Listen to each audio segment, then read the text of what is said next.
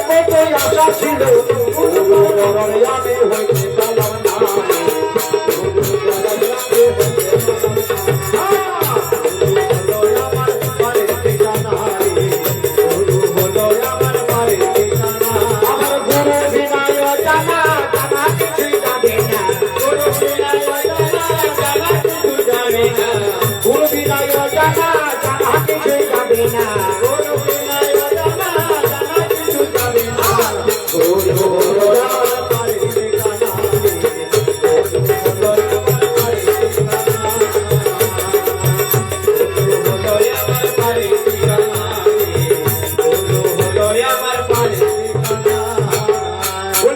गुरु महाराज की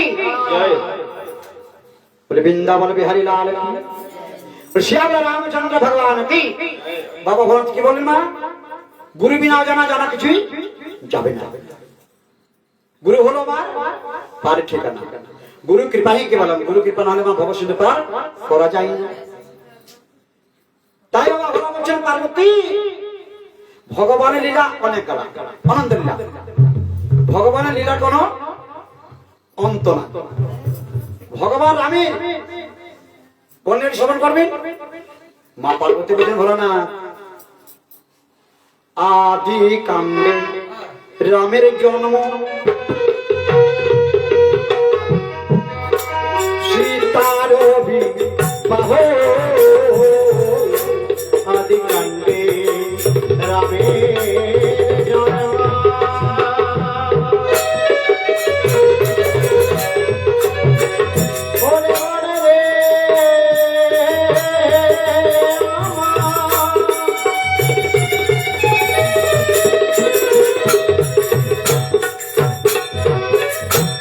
ओरे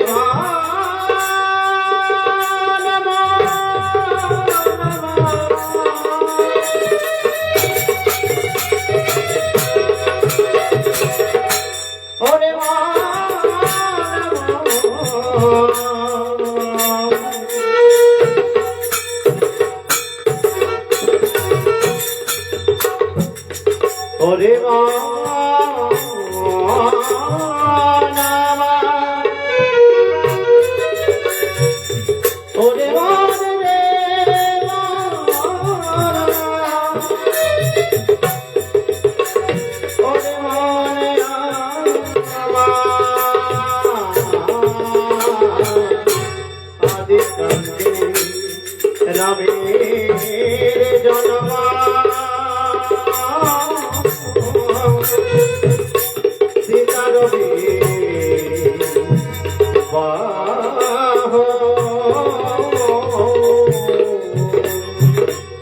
মা পার্বতী কি বলেন আদি কাণ্ডে রামের জন্ম এবং সীতার বিবাহ দ্বিতীয় কাণ্ডে রাম বনবাস জানে বনে জয় আর দ্বিতীয় কাণ্ডে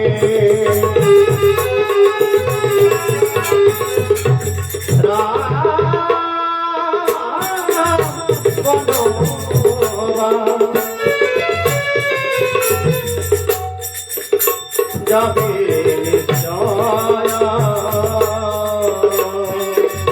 দুঃখে কান্দে রাম বনবাস জানি হনে জয় অগোদতীয় কাণ্ডে রাম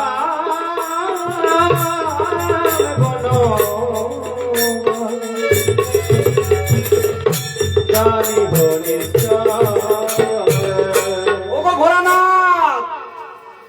আদি কাণ্ডে রামের জন্ম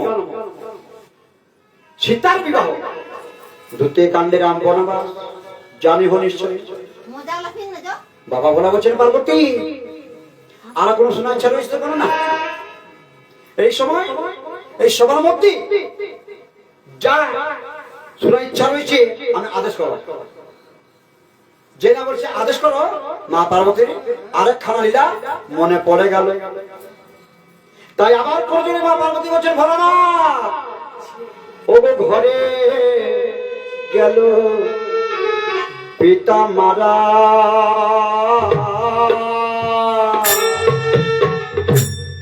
বনে হলো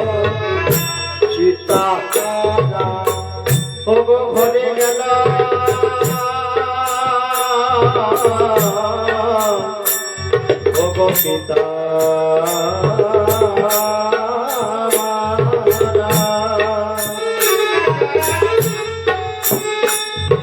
ওগো মনে হলো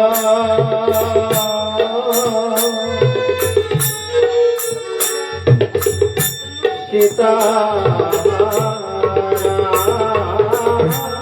ঘরে গেল পিতা মারা বনে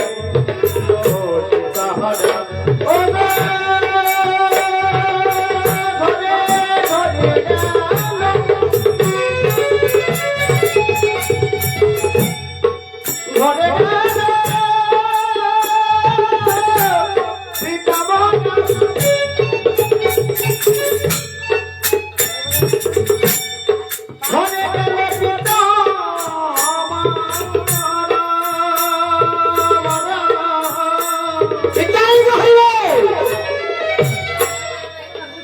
ভগবনে হলো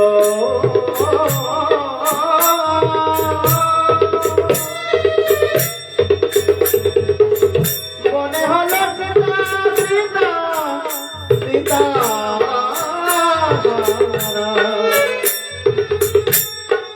ওরে মনে রে মনে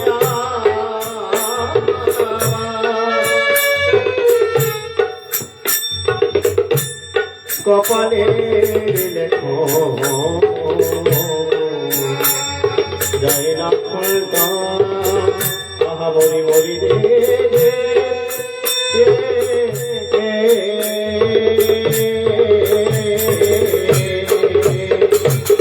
ওরে ঘরে গেল সীতা মারা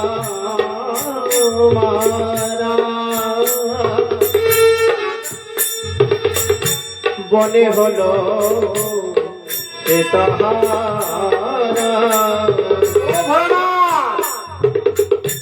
শক্তিশীলে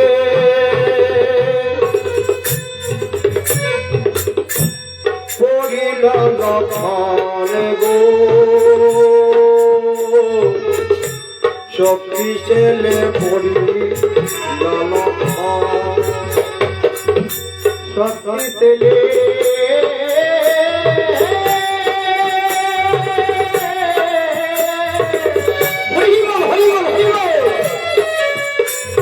ওগো শক্তিতে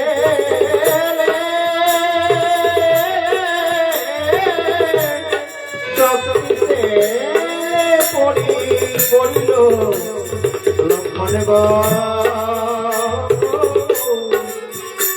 শক্তিশীলে পড়িল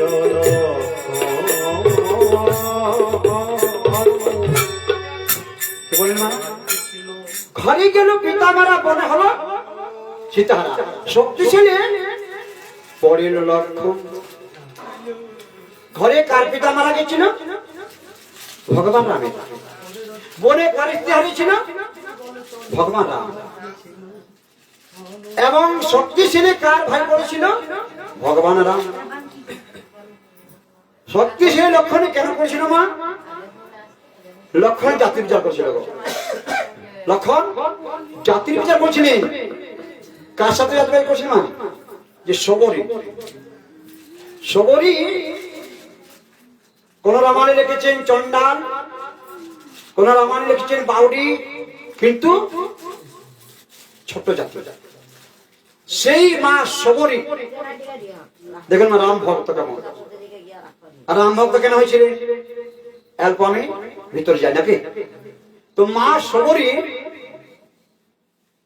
বাবার নাম হীরাচন্ডা সবরী মায়ের বাবার নাম হীরা চন্ডা সবরী যখন বিয়া 3 দিন বাকি সবরীর বাবা হীরাচন্ডাল অনেক জীব জন্তু নিয়ে বেঁধে রেখেছে এখনো কলিযুগের মানুষ করে মেয়ের বিয়া দিবসে 15-20টা পাঠা নিয়ে আসে মা সবরী মাকে গিয়ে বলছিল মা আমার তো বিয়ে 3 দিন পরে কিন্তু এতগুলি বাবা জানোয়ার বেঁধে গেছে কেন? সবরের মা বলছেন, ওগো তোমার যেদিন বিয়ে হবে না, অনেক বরযাত্রা আসবে জানো বাবা, সেদিন যতগুলি জানোয়ার তাকে বলি করে তাদেরকে সেবা দেবে। সবারই চিন্তা করছে না, বিয়ে আমার হবে, সকালে রান্না করবো, আর এতগুলা জীবের প্রাণ যাবে। মাকে উত্তর দিল না, সুন্দরভাবে রাত্রে শুয়ে পড়লেন। রাত্রি 2 প্রহরে বৃহৎ ত্যাগ করলেন, আমি সংসারে থাকবো। বৃহৎ ত্যাগ করে তিনি রাত্রি 2 প্রহরে চলে গেলেন কোথায়? গভীর জঙ্গলের ভিতরে। গভীর জঙ্গলের ভিতরে গেছে কোথায় মা? মাতঙ্গ মুনির আশ্রম। মাতঙ্গ মুনির আশ্রমে গিয়ে যে না দাঁড়িয়েছে, মুনি বলে বলছেন, মা মুনি ঋষি সাধু সন্তের প্রয়োজন নেই মা, তুমি নারী জাতি, তুমি ফিরে যাও। সেদিন মা সবরী কেঁদে কেঁদে বলেছিলেন, মুনিবর আমি ফিরে যেতে আসিনি। মুনিবর আমি ফিরে যেতে আসিনি, আমি আপনাদেরকে থাকবো। মা আমাদের আশ্রমে যদি নারী জাতি থাকে আমাদের কলঙ্ক হবে। বলে যাও যা মা তুমি, ও মা ফিরে যাও, যাও যাও মা তুমি গো,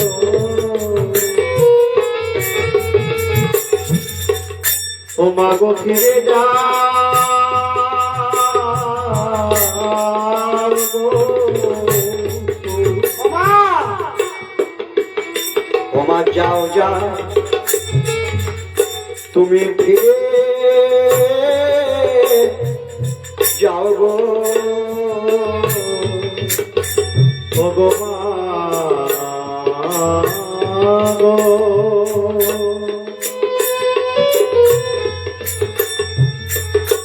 ও গো মা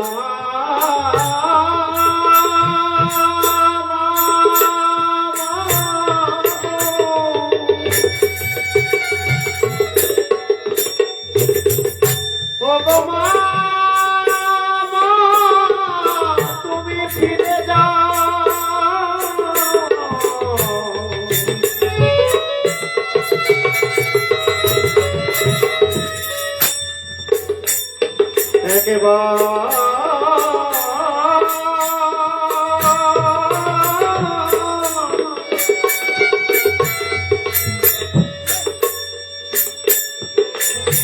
এই ভক্ত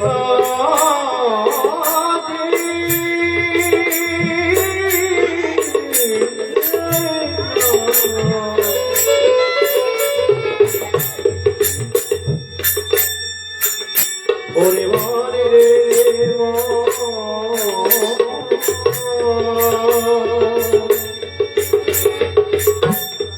ওরে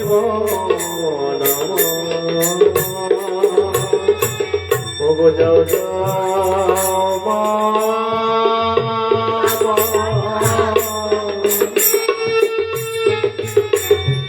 গো ফিরে যাও,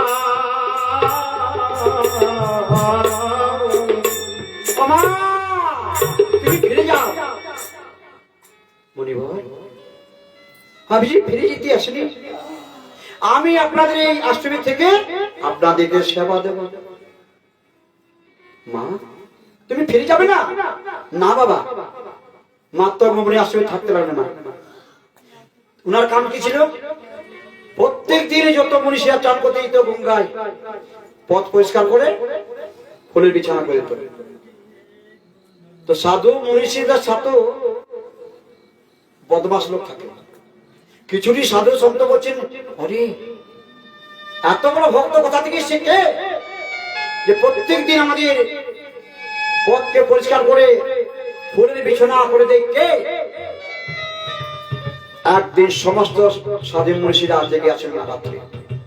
মা সবরী সুন্দর ভাবে পথকে পরিষ্কার করছে। সেই সময় সে ধরেছেন, তুমি কে? তুমি কে নারী জাতি? আমাদেরকে রক্ষা করতে এসেছো মারাবি রাক্ষসী। সেদিন মা সবরি কেঁদে কেঁদে বলেন ওগো মনিবার, ওগো মনিবার, মনিবার, আমি কোন মায়াবী নয়, আমি কোন মায়াবী নই গো, আমি কোন মায়াবী নই মনিবার।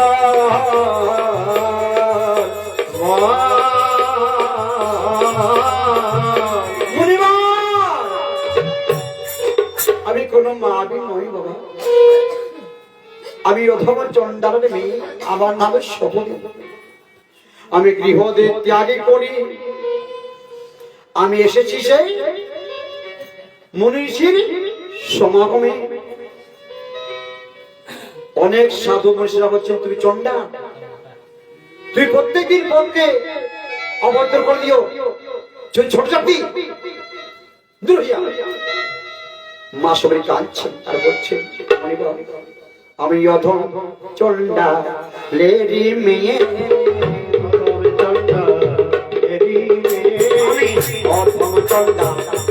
লেরি মেয়ে, এসেছি তোমাদের ঝর্ণা বহতে, অধম চণ্ডা লেরি মেয়ে বলে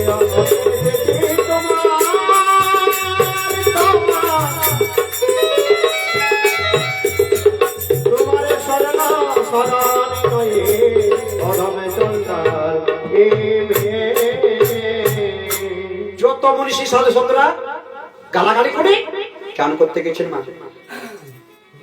কোথায় গেছেন? গঙ্গাতে। যেই না চান করতে গেছেন সেখানে কি হয়েছে? জলটি রক্তে পরিবর্তন হয়েছে মা, রক্তে পরিবর্তন হয়েছে, শুধু রক্ত জলে। কি সে কে ছিল? নিশ্চয় মা ছিল, নতুবা এই গঙ্গার জল কি রক্ত হয়? চলো ফিরে চলো। যখন ফিরে এলো মা সবরীর কাছে, সমস্ত ঋষিমুনি গণ বলছিল মা তুমি কে? তুমি মানব নও, তুমি কোন দেবী। এই যে আমরা চান করতে গেলাম, তোমাদেরকে গালাগালি করে গঙ্গা জল রক্তে পরিণত হয়ে গেল মা। যারা সাধু সন্ত বসে থাকে মা, তারা লাল শাক, মসুর ডাল, আশ, আমল, রসুন, পেঁয়াজ কিছু সেবা করে না মা। চলো মা ফিরে চলো। সেই মা সবরী আমার মা গঙ্গার কিনারা এসে যেই না মা গঙ্গা স্পর্শ করছে মা, আবার জলে পরিণত হয়ে গেল। সেই দিনে মাতঙ্গমণি বলেন মা আই থেকে তুমি থাকবে আমার আশ্রমে মা, তুমি একদিন নিশ্চয়ই ভগবান রামকে দর্শন পাবে মা। এই বলে মাতঙ্গমণির আশ্রমে থাকতে লাগবে মা। ব্রাহ্মণ বৈশ্য মুনির সাথে সেবা করতে লাগবে কে? মা সবরী আমার। মাতঙ্গমণি যখন বৃদ্ধ অবস্থা, চলতে পারে না, কথা বলতে পারে না, সেদিন ডেকে বলেছিল না মা এবার আমি মৃত্যু লাভ করো, আমি দেহ রাখবো, তবে আমি কথা দিয়ে যাই একদিন এই আশ্রমে তোমার ভক্তি, তোমার ডাকে, তোমার সেবাতে, তোমার প্রেমে, তোমার ভালোবাসায় ভগবান নিশ্চয় দর্শন দিবে। এই বলে মাতঙ্গমণি মারা গেল মা। মা সবরীর বৃদ্ধ অবস্থা, লাঠি নিয়ে চলছেন। এই দিকে রাম সীতা হারা হয়ে লক্ষণ দুই ভাই হাসিতে হাসিতে করে খুঁজে বেড়াচ্ছিল মা। ক্ষুধার জ্বালায় এসেছেন কোথায়? মা সবরীর আশ্রমে। আর মা সবরী কি করছেন? সুন্দর ফুলের বিছানা করছেন, মস্তকে নামদিকে করে। সেই না রাম লক্ষণ এসেছেন, বলছেন আমার ফুলের বিছানা, আমার রাম, আমার লক্ষণ আসবে, আর তোমরা লক্ষ্য করেছ? দেখবেন না যারা জ্ঞানী পুরুষ, তাদের মুখ থেকে কটু বচন এবং ক্রোধ হয় না। শান্তি ভাবে রাম বলছেন, মা একবার চাইয়ে দেখো নয়ন প্রাণে, এই দেখো নয়ন মানে একবার চাইয়ে দেখো নয়ন প্রাণে, এই দেখো নয়ন মানে এসেছে মা গো তোমার দর্শনে, চাইয়ে দেখো নয়ন প্রাণে, তোমার দর্শনে দেখো নয়ন মানে বাবা এবার চেয়ে দেখো এসেছি তোমার দর্শনে, ভক্তের অধীন হইয়া ভগবান। কিন্তু মা রামের নাম শুনেছি, রামকে চিনে না, রামকে চিনে না। তো সাধন কর্তা পুরুষ আর আন্তরিক ভালোবাসা মানুষ দেখতে পারে কি হয়, অন্তরটা জেগে ওঠে। আত্মা হলো ভগবান, সেই আত্মা কি বলে আমার বহুদিনের পরিচিত, বহুদিনের পরিচিত, তার সাথে ভালোবাসা হবে, সবার সাথে ভালোবাসা হয় না। আজ মা সবরই চেয়ে না নয়নে পানি চেয়ে দেখছেন রাম লক্ষ্মণ। আজ আনন্দে পাগল হয়ে আশ্রমের সেবা দিবার মতো কিছু ছিল না, চলে গেল মা গভীর জঙ্গল। আর কি নিয়ে এলো, যে সরস্বতী পূজাতে লাগে না বলতে কি ফল, হ্যাঁ হিন্দিতে থেকে বলে বই, বই মানে দুশ্মন নাকি, আর বাংলাতে থেকে বলে কুল, কুলের যদি ফল পূজা না হয় মা সরস্বতী সন্তুষ্ট হয় না। তাই মা সবরই আমার গভীর জঙ্গলে প্রবেশ করে আর প্রত্যেকটি গাছের ফল তুলে তুলে মুখে পরীক্ষা করছে না, কোনটি টক আর কোনটি মিষ্টি। যেই ফুলের গাছের ফলটি মিষ্টি, সেই ফলটি তুলে অঞ্চলে রাখছেন ভগবানকে সেবা দেওয়ার জন্য, ভগবানকে সেবা দেওয়ার জন্য। এইদিকে সেই ফুল এনে রাম লক্ষ্মণকে সেবা দিচ্ছে না। লক্ষ্মণ মনে মনে চিন্তা করছেন একটি ছোট জাতি, আর সেই গাছটিকে চোখে দিয়েছে, এটা মানে জুঠা করেছে, সেই জুঠা ফল আমাদের দিচ্ছে না, না আমি ভোজন করবো। কি করে না, সেই ফুলটি ফেলে দিয়েছিল লঙ্কায়, কথা গিয়ে পড়েছিল লঙ্কায় গন্ধন মাদন পর্বতে গিয়ে, তার নাম বিশল্যক্রমী, হিন্দি থেকে বলে সঞ্জীবনমুখী। সেই বিশল্যক্রমের বৃক্ষ তৈরি হয়ে গেল।